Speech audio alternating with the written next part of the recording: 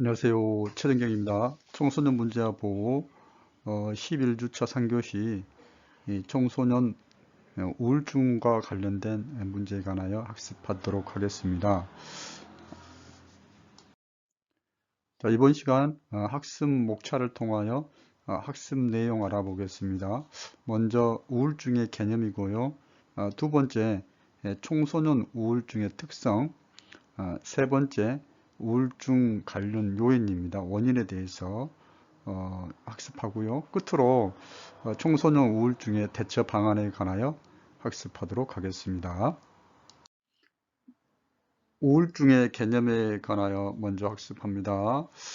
자, 여러분들도 우울감이 느껴지고 좀 침체되고 그런 기분을 이제 가끔 느낍니다. 그렇지만 이게 뭐 오래 가지는 않고 뭐 일시적으로 끝나는데 이런 우울한 상태가 2주 이상 지속되는 것을 우리가 우울증이라고 합니다. 보겠습니다. 자, 우울증은 단순히 일시적으로 슬프고 침울한 기분 상태를 말하는 것이 아니라, 자, 우울한 상태가 2주 이상 지속이 되고, 그 다음에 일상생활을 할 수 없을 만큼 정서적인 고통을 수발하는 정신장애입니다. 자, 우울증은 그걸로 인해 가지고 일상생활에 지장을 주는 거, 뭐 약물도 마찬가지지만 우리가 약물 중독이나 우울증이 마찬가지로 일상생활을 할 수 없을 만큼 고통을 수반한다 했을 때 우리가 그걸 질병으로 이제 분류를 할 수 있는 거죠. 자, 우울증은 우울한 정서 상태뿐만 아니라 의욕 상실이라든지 주의 집중력 감퇴, 식욕 변화, 체중 변화, 자, 불면증, 자살 충동 및 자살 시도 등의 복합적인 이제 정신적, 신체적 증상을 이제 수반하게 됩니다. 자, 우울증은 뭐 우울한 그런 감정뿐만 아니라 여러 가지 이제 거기에 따른 이제 증상들이 나타나는데요. 특히 우울한 사람이 자살로 이제 자살 행동을 하고 자살로 생을 마감한 경우도 이제 간혹 발생을 하게 되죠. 그래서 뭐 통계에 의하면 우울증의 한 10% 정도는 이제 자살을 행동하고 이제 연결이 된다는 거. 예. 자, 우울증은 주요 우울증과 기분 부전 장애 두 가지로 구분할 수 있는데요. 자, 우리 보통 말하는 우울증이 이제 주요 우울증입니다. 우울감, 흥미의 저하, 체중 감소나 증가 등 5가지 이상의 증상이 몇 주 이상요? 2주 이상 지속되어 심각한 정신과적 문제를 일으킬 수 있는 심한 우울증을 말하고요. 기분 부전 장애는 약간 이제 주요 우울 장애보다는 가볍지만 만성적인 슬픔이나 침체감, 만성적인 피로 등 일상생활에 부정적인 영향을 주는 우울증입니다. 약간 이제 짜증을 많이 내고 신경질적인 그런 게 기분 부전 장애라고 이제 여기시면 되겠습니다. 큰 차이는 없고요. 또 이제 기분 부전 장애는 우울증의 하나의 하위 유형에 속한다는 거, 그 정도 기억하시면 되겠습니다. 자, 두 번째, 청소년 우울 증상입니다. 청소년기 우울증은 자기 비하감, 죄의식, 애곡된 사고, 여기까지는 이제 인지적인 측면이죠.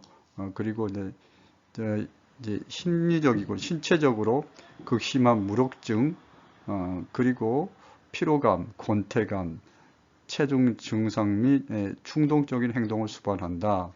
자, 이런 다양한 이걸 우리가 이제 1차적인 이제 증상이라고 한다면 여기에 따른 이제 이제 부적응 행동들이 또 나타나게 되는데요.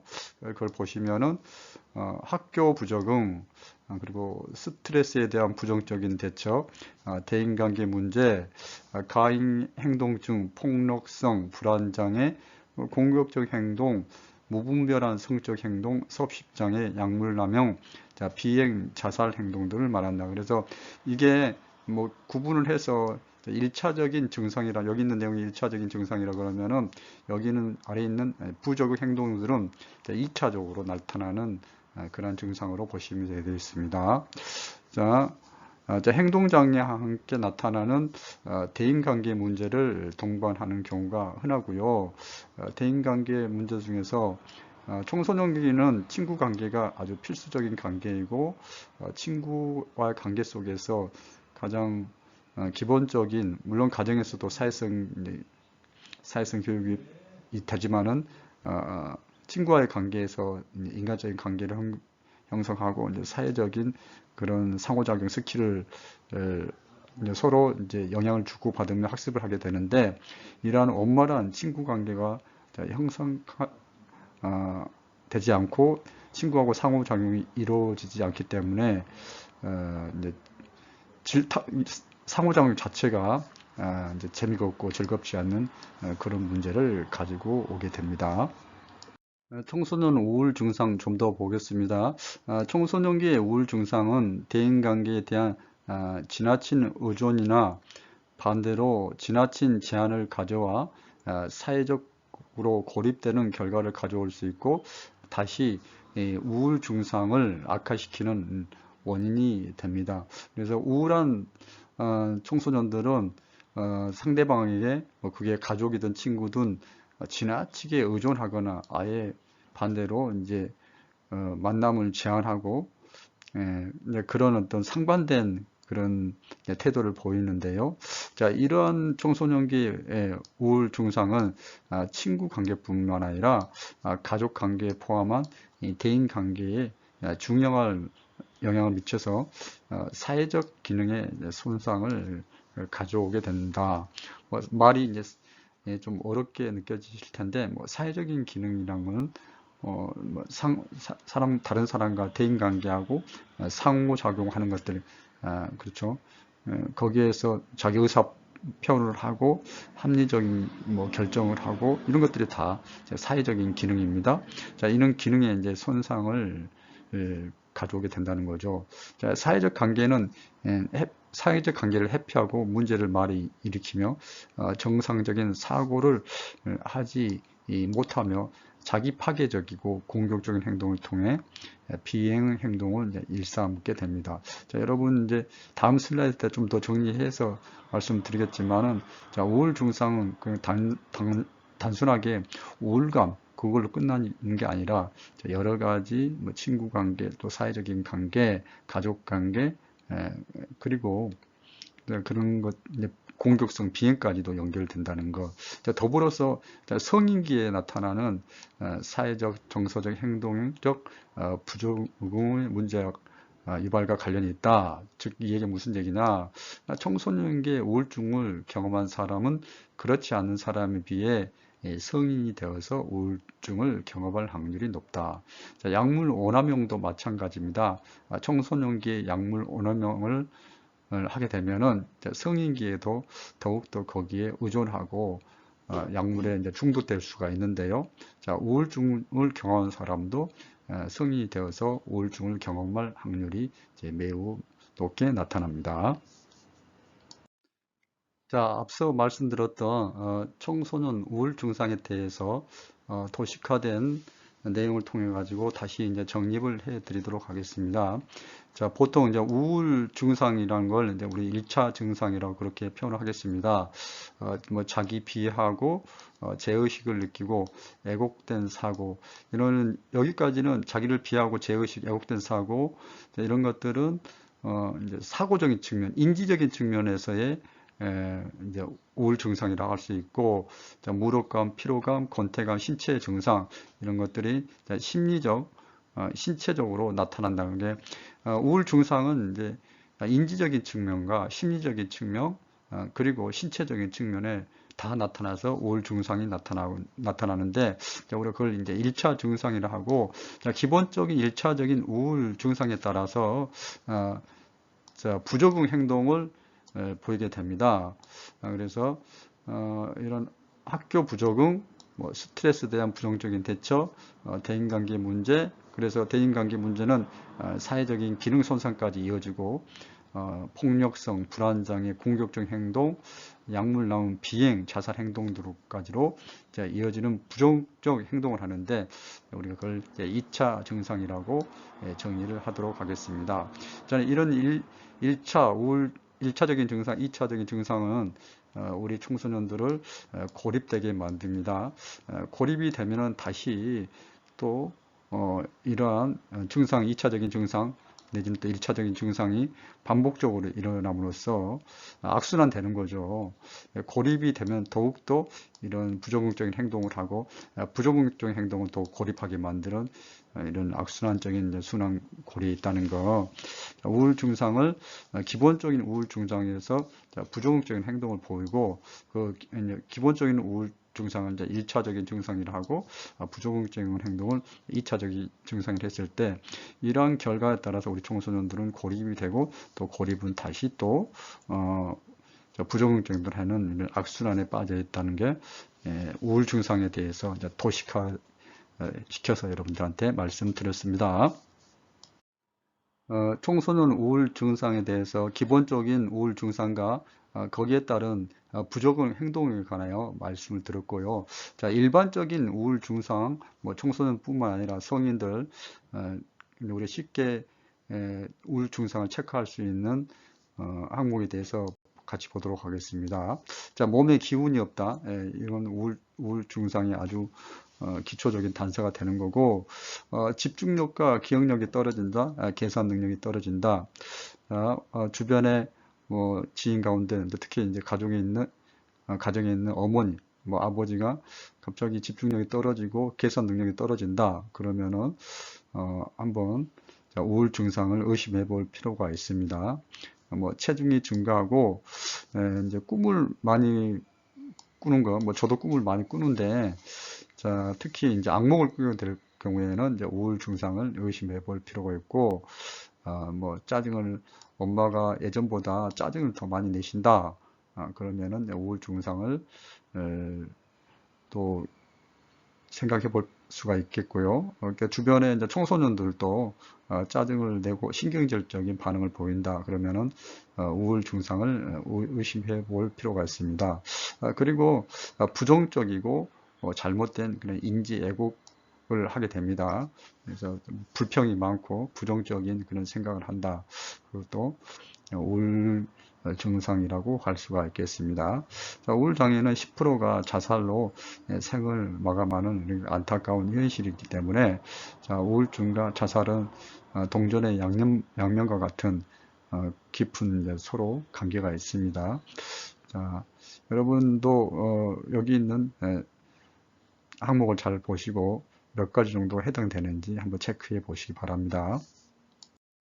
자, 세 번째, 청소년 우울증 관련 요인입니다. 먼저 개인적인 요인인데요. 첫째, 비관적인 사고 양식이 우울증과 관련이 있다. 자, 우울증에 쉽게 빠지는 사람은 자신의 처지나 환경 그리고 미래에 대해서 지나치게 비관적이고 생각하는 습관을 가지고 있습니다. 자, 이러한 잘못된 생각하는 습관이 우울증하고 관련이 있다는 것. 두 번째, 낮은 자아 존중감이 우울증과 관련이 있다는 건데요. 자, 우울한 청소년은 자신에 대해 앞서서 말씀드렸지만 비관적이고 부정적인 또 사고 방식을 가지고 있다는 건 이제 1번 내용이 2번하고 연결이 되는 거죠. 그런 결과 자기 자신에 대해서 낮은 자아 존중감을 가지고 있어서 우울증하고 연결이 되고 있습니다. 또 이제 세 번째, 우울한 기분에 반응하는 수동적인 사고 습관이 우울증과 관련이 있다. 자신이 우울한 기분의 원인이나 결과에 대해 계속 신경을 씁니다. 그리고 그거에 대해서 뭐 별거 아니라고 생각을 하고 긍정적으로 반응을 해야 되는데 괜히 집착을 하고 수동적으로 반응해서 우울 증상이 더욱 커지는 그럴 가능성이 크다는 거죠. 그래서 우울한 기분이 들더라도 그 순간의 기분이 이제 우울증으로 변하지 않도록 그런 기분에 대해서 잘 컨트롤을 할 수 있어야 되겠죠. 자, 개인적인 요인은 비관적인 사고방식, 낮은 자아 존중감, 그리고 우울한 기분에 대해서 수동적으로 사고하는 잘못된 습관이 청소년 우울증을 증가시키고 있다는 거 말씀드립니다. 자, 청소년 우울증 관련 요인, 학교 요인입니다. 청소년이 경험하고 있는 스트레스 중에서 가장 많이 경험하는 스트레스가 학업 스트레스이죠. 학업 스트레스는 청소년 우울증과 관련된 주요 스트레스 원인이 되겠습니다. 자, 청소년들이 뭐 친구 관계에서도 스트레스를 느끼고, 그다음에 가족 관계, 그리고 뭐 자기 진로 문제, 여러 가지 뭐 정체성 문제 등 여러 가지 이제 사안으로 스트레스를 받고 있는데 그 중에서도 우울증과 관련된 이제 주요 스트레스가 이제 학업 스트레스가 되겠습니다. 내가 하고 싶은 것을 다 접어두고 많은 시간을 오로지 이제 시험 공부, 학습에만 내몰려야 하는 그런 상황에서 스트레스를 받고, 그런 또 다른 친구들과 경쟁에서 오는 긴장감. 자, 이번에 3등 했는데 엄마는 다음에는 2등하고 1등 가자. 3등도 잘한 거죠. 네, 이런 거. 자, 뭐 긴장의 끈을 놓치지 마. 이번에 3등 했으니까 이제 2등, 1등 가야지. 자, 이런 부모의 지나친 기대에서 오는 갈등 등 복합적인 스트레스는 청소년들을 정신적, 신체적 건강에 부정적인 영향을 미치고 그게 우울 증상으로 나타나게 됩니다.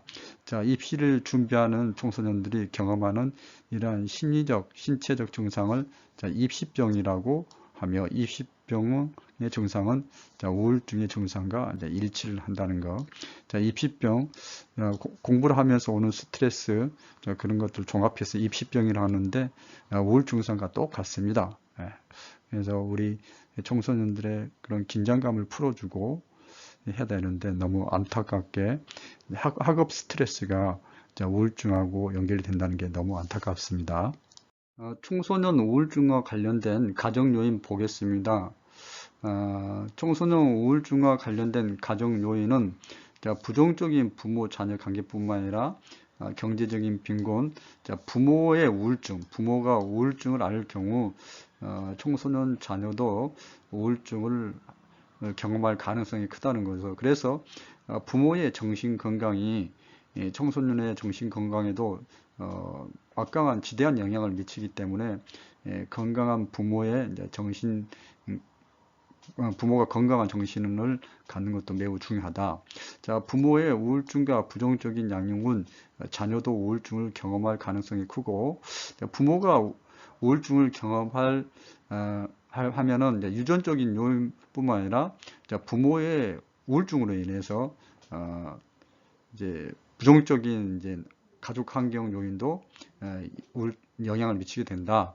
부모가 우울증을 앓으면은 유전적인 것 그리고 환경적인 요인으로 청소년들도 우울 증상을 경험할 가능성이 높다는 것 말씀을 드립니다.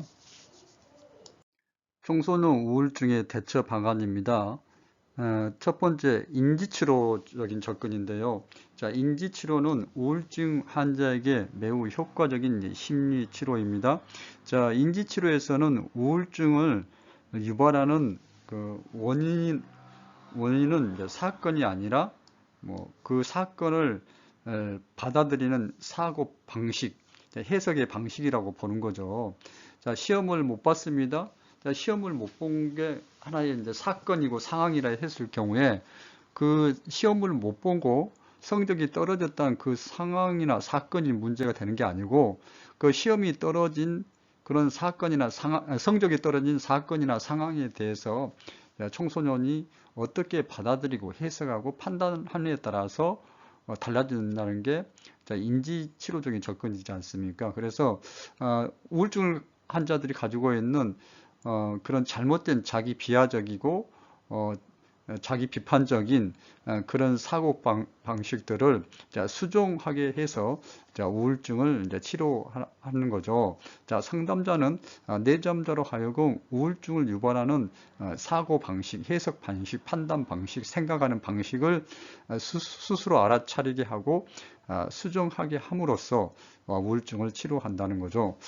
부정적인 사고방식, 자기 비하적인 사고방식을 가지고 있는 사람들은 생각을 변환시켜서 긍정적인 대안을 가질 수 있도록 사회적 기술을 향상시킴으로써 우울증을 치료하는 게 인지치료적인 접근입니다. 상당히 우울증 치료에 있어서 효과적인 효과를 보고 있는 치료 방법이라고 할 수가 있겠죠. 자, 두 번째, 우울증 예방 및 치료 프로그램을 실시하는 데 있어서 체계적인 접근이 필요하는데, 전체 청소년을 대상으로 하는 우울증 예방 프로그램을 실시하는 것, 주로 이제 학교에서 수업 형식으로 이루어질 수가 있겠죠.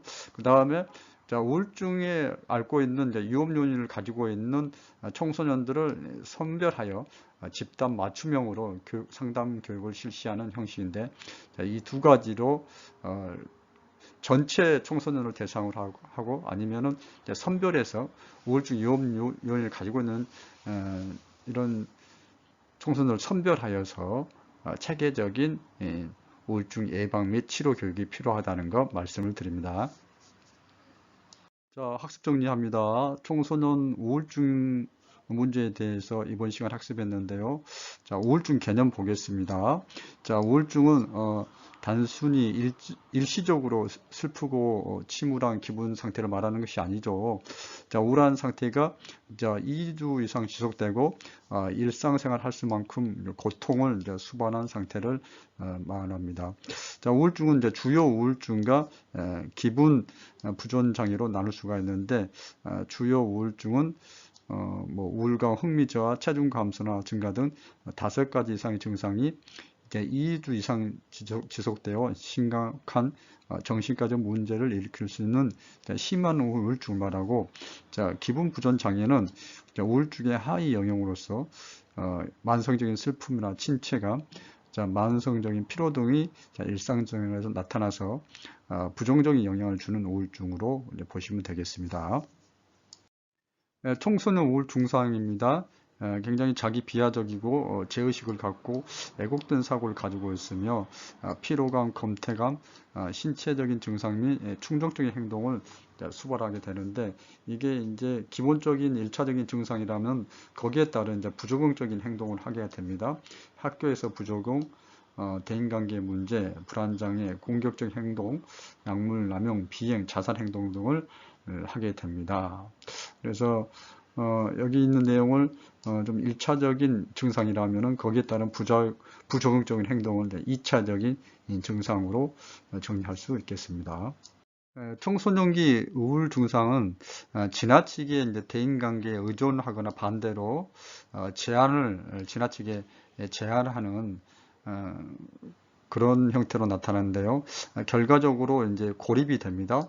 고립이 되고 이는 다시 우울증 증상을 악화시키는 원인으로 작용을 하게 됩니다.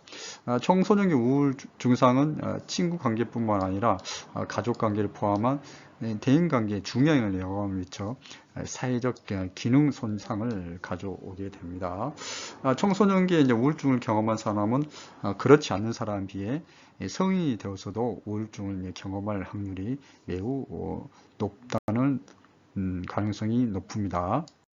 청소년 우울 증상에 대해서 도식화해서 설명을 드렸었는데요. 자, 우울 증상이 부정적으로 나타난다 그랬죠. 1차적인 우울 증상을 1차적인 증상이라고 하고, 대개 이제 사고적인 측면과 신체적인 측면, 심리적인 측면에서 어떤 증상이 나타나게 됩니다.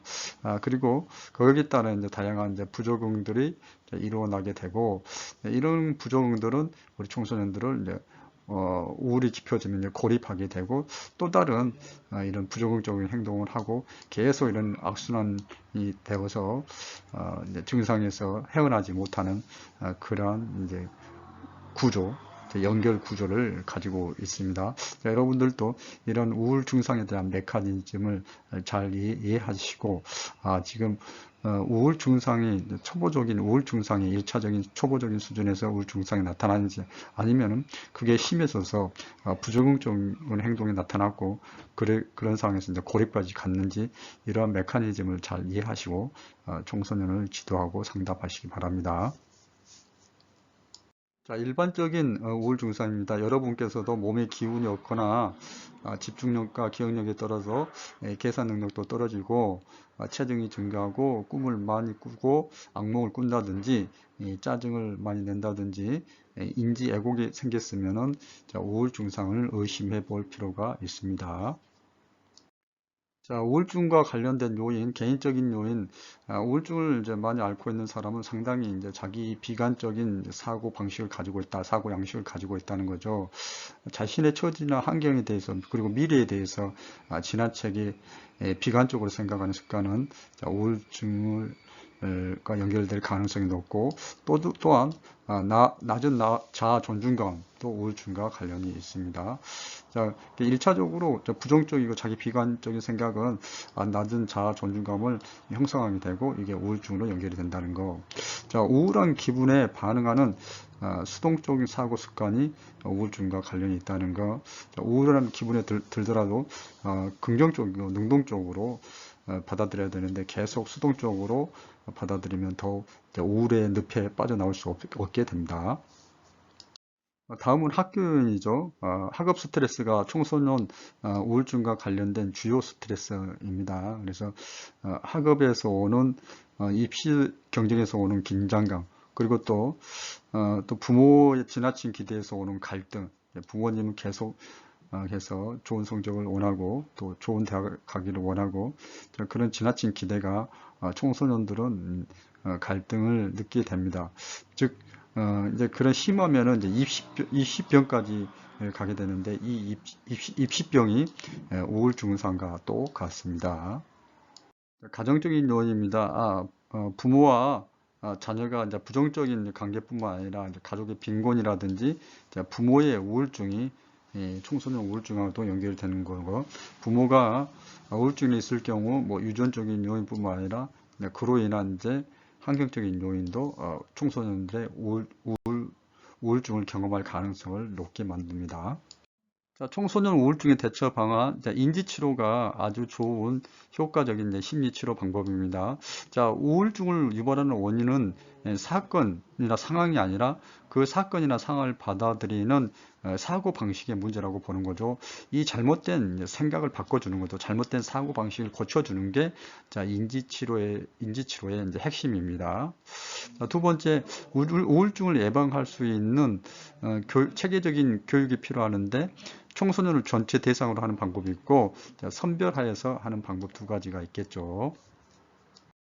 자, 이번 시간 퀴즈 보겠습니다. 자, OX 퀴즈입니다. 첫 번째 문제입니다. 청소년이 경험하고 있는 스트레스 중에서 가장 많이 경험하는 스트레스가 학업 스트레스며 학업 스트레스는 청소년 우울증과 관련된 주요 스트레스다. 자, O입니까? X입니까?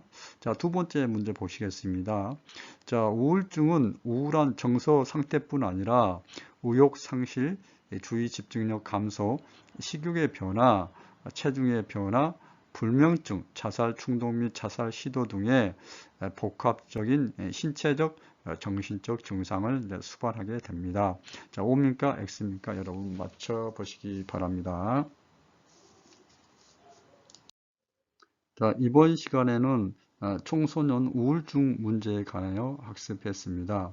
자, 우울증은 이제 사고적인 측면에서 자기 비하적이고 잘못된 이제 그런 생각을 가지고 있는 사람들이 우울증을 걸릴 확률 가능성이 매우 높습니다. 그래서 자, 우울증의 치료 접근에 있어서 가장 이제 인지 치료적인 접근이 가장 이제 선호되고 있죠.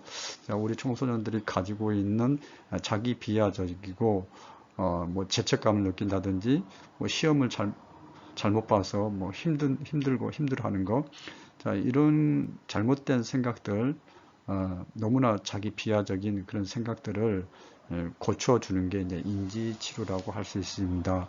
자, 더불어서 또 인지치료와 더불어서 또 중요한 게 약물 치료입니다. 우울증은 심할 경우에는 꼭 심하지 않더라도 지속적으로 약물을 복용할 경우 매우 호전되는 그런 양상을 보이고 있습니다. 그래서 주변에서도 우울증을 앓고 있다. 그러면은 가장 먼저 병원에 가서 의사에게 진료를 받고 약물을 이제 복용하는 방법이 아주 이제 효과적이라고 할 수가 있습니다. 그리고 더불어서 뭐 운동요법이라든지 밖에 나와서 이제 활동하는 여러 가지 이제 치료도 도움이 된다고 생각을 합니다. 여러분, 청소년 우울증 문제를 다루는데요. 여러분들도 건강하게 우울한 마음이 들지 않도록 그런 자기 비하적인 생각을 버리고 긍정적인 사고를 하시고 또 시간 날 때 운동도 열심히 하셔서 정신과 건강한 상태에서 계속 학업을 진행해 나가시기 바랍니다. 여러분 이번 시간 대단히 수고 많이 하셨습니다. 고맙습니다.